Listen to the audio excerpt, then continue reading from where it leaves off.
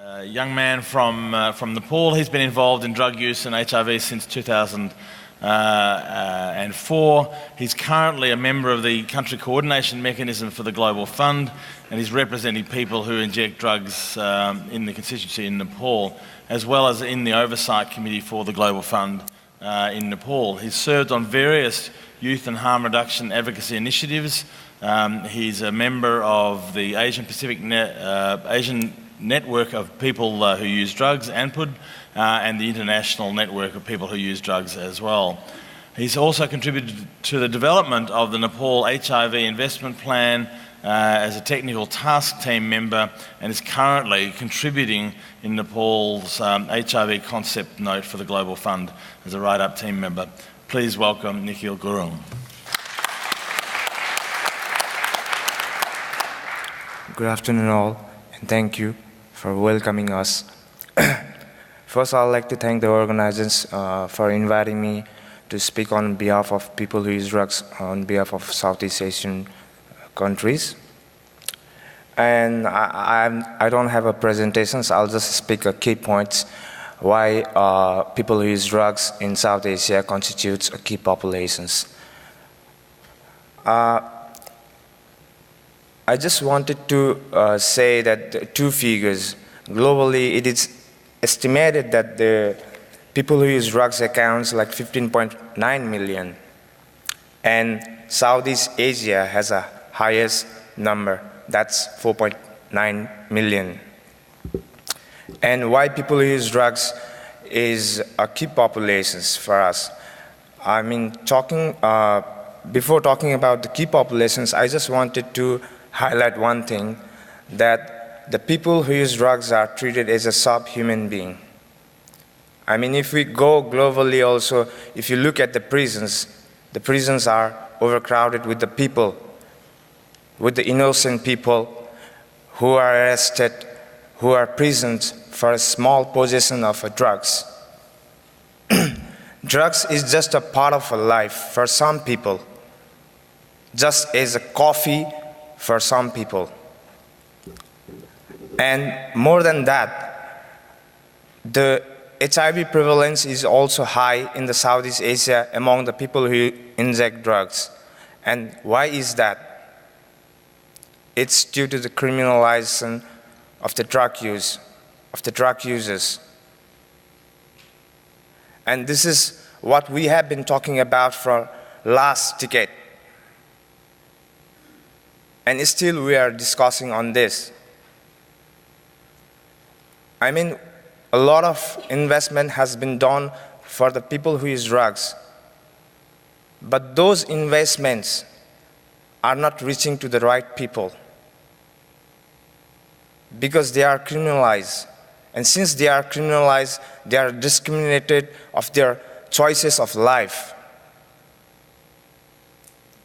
And that's why they are hidden.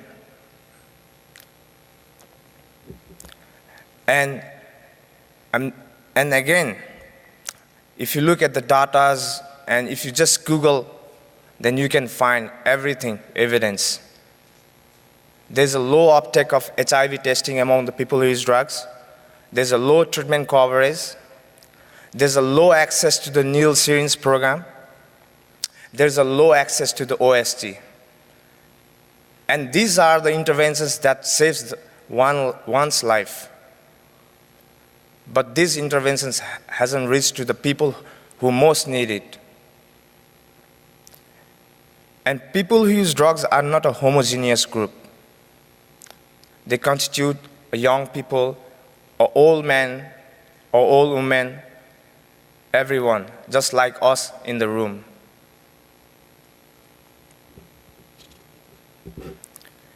And before coming to the sessions, I just went to the restroom because I had a nervous breakdown.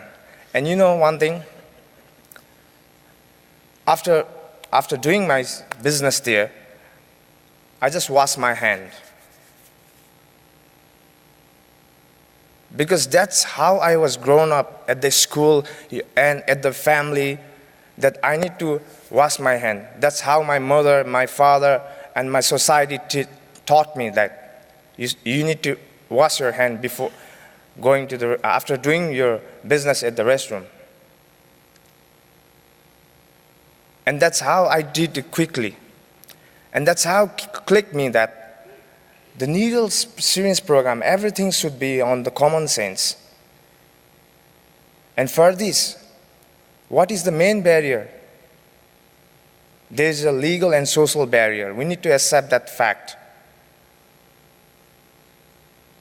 If a boy or if a young drug user, if he carries clean needles for his own safety and for the safety of the society, then the police caught him and put him in the prisons. So there's other saying like that we need to have clean access to the clean needles, but there's again the government and the legal enforcement coming then and arrest them. So why can't we do like this global hand wash program? I just Google in a minute that I found a global hand wash program. Why can't we do that? I know. And the WHO guideline has also now come up with a big, loud and clear for the decriminalize of the drug use. And it's now high time. Now, we need to think if we are going to really act, then we need to think about this stagnant HIV business model. We need to remove that. Every human being are equal.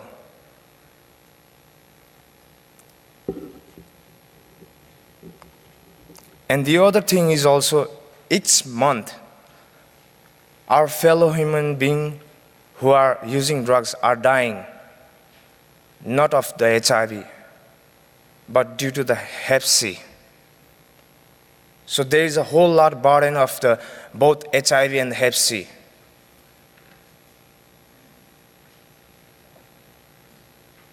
And you know, I'm stressed because there are a multitude of the issues and wish to raise. That's why I think we are always saying that these interventions are based on the public health.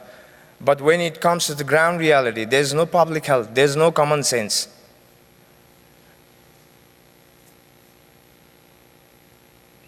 So this is my request to all of you, that treat all people equal. Thank you.